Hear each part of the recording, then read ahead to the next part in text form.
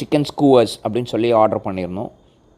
இதுவும் நீங்கள் பார்த்தீங்கன்னா அந்த சட்னி கொடுத்துருந்தாங்க, நம்ம புதினா சட்னி, கொத்தமல்லி சட்னி 2 மிக்ஸ் பண்ணி, அதுவும் வந்து ரொம்ப நல்லா இருந்தது டேஸ்ட்டு. நெக்ஸ்ட்டு பார்த்தீங்கன்னாக்கா லாப்ஸ்டர் ஆர்டர் பண்ணியிருந்தோம். லாப்ஸ்டருங்கிறது நம்மளோட ப்ரான்ஸோட ஒரு பெரிய வெரைட்டி.